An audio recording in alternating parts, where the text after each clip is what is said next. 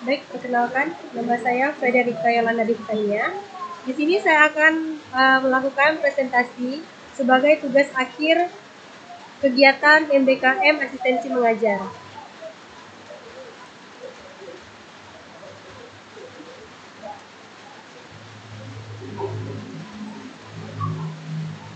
Presentasi laporan akhir asistensi mengajar tahun 2023. Latar belakang, Merdeka Belajar Kampus Merdeka atau MBKM merupakan salah satu program atau kebijakan dari Kementerian Pendidikan dan Kebudayaan.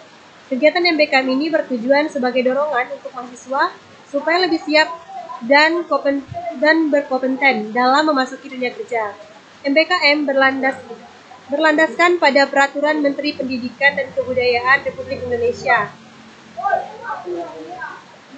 Nomor 3 Tahun 2020 tentang Standar Nasional Pendidikan Tinggi SNDP, Standar Nasional Pendidikan tahun 2020 pasal 18 yang menyatakan bahwa pemenuhan masa dan beban belajar bagi mahasiswa program sarjana atau sarjana terdapat dapat dilaksanakan melalui yang pertama, mengikuti seluruh proses pembelajaran dalam suatu program studi pada perguruan tinggi sesuai masa dan beban belajar.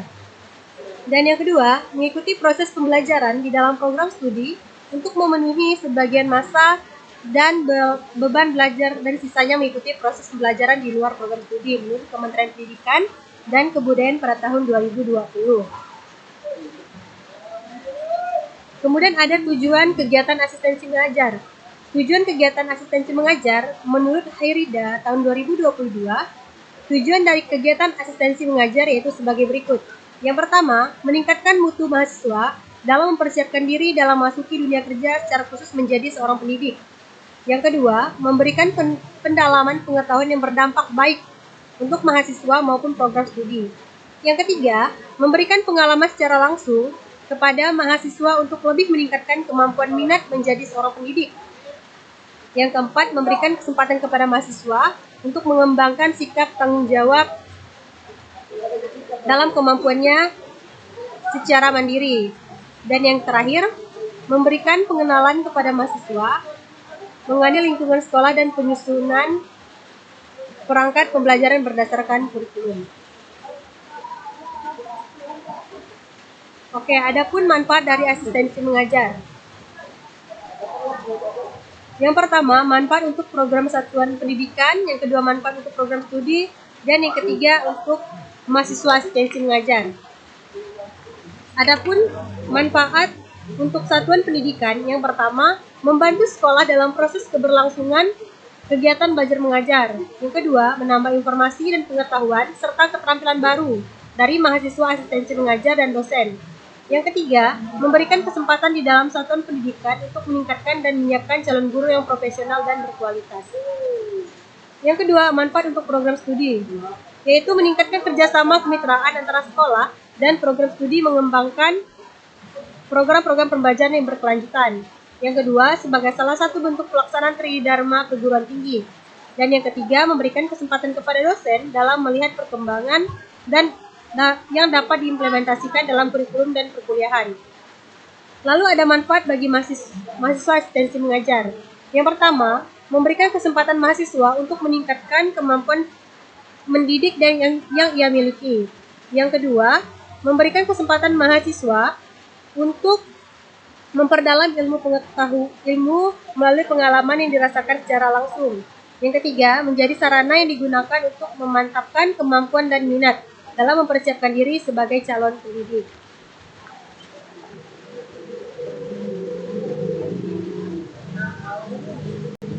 Kemudian pada bab 2 ada profil mitra satuan pendidikan. Adapun gambaran umum mitra satuan pendidikan dapat kita lihat bahwa saya melakukan atau melaksanakan kegiatan asistensi mengajar di SMP Negeri 3 Pontianak. SMP Negeri 3 Pontianak adalah salah satu sekolah yang terkenal di Kota Pontianak. Sekolah ini dinaungi oleh Dinas Pendidikan dan Kebudayaan Kota Pontianak dengan akreditasi A atau unggul. Nah, sekolah ini sendiri memiliki jumlah siswa sebanyak 861 siswa dan memiliki sebanyak 56 guru.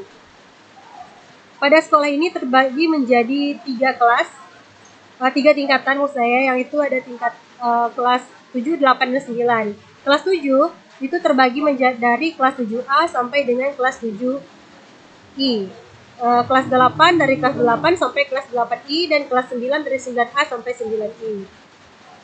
Nah, di sekolah ini juga memiliki banyak fasilitas. Yang pertama, adanya ruang perpustakaan, ruang guru, ruang kepala sekolah, ruang wakil kepala sekolah, ruang tata usaha, ruang seni dan OSIS, ruang seni budaya, ruang agama untuk agama Kristen dan Katolik, laboratorium IPA, laboratorium komputer, dapur, musola, kantin sehat, pos satpam, serta toilet guru dan toilet siswa.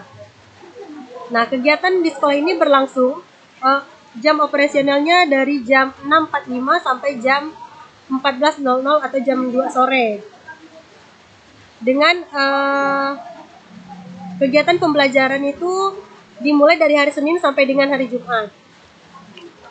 Nah, selain itu, adapun struktur organisasi dari mitra satuan sekolah ini.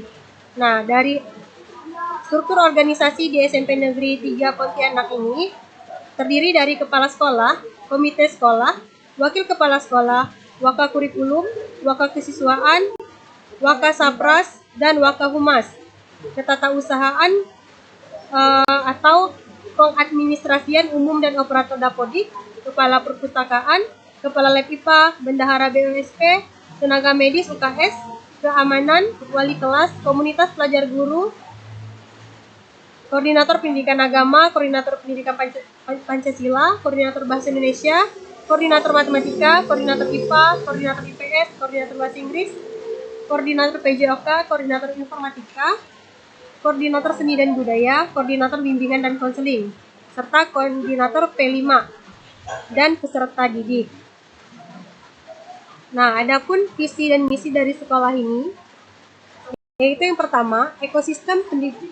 Visinya yaitu ekosistem pendidikan yang kondusif, berbudaya mutu, berbudi pekerti luhur, berwawasan lingkungan, dan pusat keunggulan.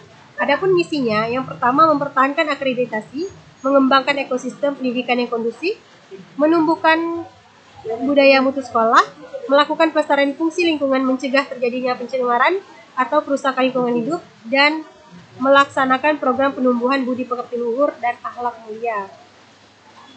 Kemudian ada kegiatan mitra satuan pendidikan. Kegiatan mitra satuan pendidikan ada kegiatan ekstrakurikuler seperti adiwiyata dan senam, kemudian kegiatan ekstrakurikuler meliputi pramuka, paskibra, drum band, PMR, musik tradisional, seni tari, bola voli, sepak bola atau futsal, atletik, renang, pencaksilat, karate, dan bulu tangkis.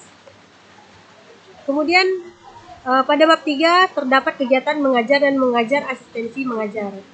Oke, untuk hasil kegiatan mengajar yaitu mahasiswa menggantikan guru selama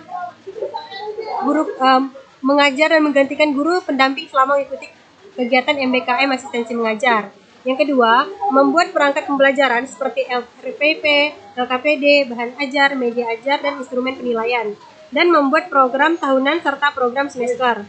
Kemudian menerapkan media pembelajaran yang berbasis teknologi seperti PowerPoint dalam bentuk Canva, Quizzes, quiz mode kertas, crossword labs, dan Bamboozle. Kemudian mengajar menggunakan metode pembelajaran seperti ceramah, diskusi, tugas individu dan kelompok, serta dikombinasikan dengan sharing session atau refleksi. Kemudian melakukan pengawasan siswa pada saat ulangan harian, belajar mandiri, remedial, dan penugasan. Dan membuat soal latihan dan soal ulangan harian, serta mengoreksi lembar jawaban siswa. Selanjutnya menggantikan guru-guru mengawas ulangan akhir semester. Dan yang terakhir menggantikan guru mata pelajaran lainnya dalam pengawasan ketika berhalangan hadir. Kemudian ada juga kegiatan non-mengajar. Kegiatan non-mengajar yang saya lakukan, yang pertama, membantu guru dalam kegiatan P5 atau proyek penguatan profil pengajar Pancasila, membantu guru dalam kegiatan besar sekolah maupun acara tertentu, membantu kegiatan adiwiyata sekolah, membantu menertibkan dan mengawasi siswa pada saat upacara, tips hari administrasi tata usaha sekolah. Selanjutnya, hal-hal baru yang dilaksanakan di SMP Negeri 3 Pontianak secara khusus pada mata pelajaran IPS. Yang pertama, menerapkan media pembelajaran berbasis teknologi seperti PowerPoint dalam bentuk Canva, bisnis mode kertas, crossword labs, dan Bambuzal. Kemudian membantu guru dalam kegiatan P5 atau proyek penguatan profil pelajar Pancasila. Kemudian membantu guru dan siswa dalam kegiatan adiwiyata sekolah. Membantu pustakawan dalam kegiatan tata perpustakaan. Dan yang terakhir, membantu tata usaha dalam administrasi sekolah. Adapun selama kegiatan, saya merasa terdapat kendala pelaksanaan. Yang pertama ada kendala pelaksanaan pada kegiatan mengajar, yang dimana kesulitan dalam mengkondisikan kelas pada saat pembelajaran, yaitu terdapat siswa yang tidak memperhatikan pada saat saya menyampaikan materi dan kurang kondusifnya kelas pada saat materi, sehingga materi tidak tersampaikan dengan jelas. Untuk mengatasi kendala ini, hal yang saya lakukan yaitu berusaha untuk mengontrol kelas dan mengkondisikan siswa yang ribut dengan memberikan pertanyaan sesuai materi yang disampaikan, sehingga siswa tersebut berusaha untuk mencari jawaban. Kemudian ada pun kendala pada kegiatan non mengajar. Yang pertama, terlambatnya terlaksana kegiatan tatap perpustakaan. Dikarenakan banyaknya waktu mengajar sehingga terlaksana program kerja ini pada saat tidak terdapat jadwal pada saat mengajar. Nah, solusi yang kami lakukan atau saya lakukan yaitu dengan mencari waktu yang sesuai, yaitu setelah pelaksanaan ulangan akhir semester siswa. Sekian presentasi dari hasil kegiatan MBKM asistensi mengajar yang dapat saya paparkan. Mohon maaf jika terdapat kekurangan atau terdapat salah kata. Saya ucapkan terima kasih dan selamat menonton.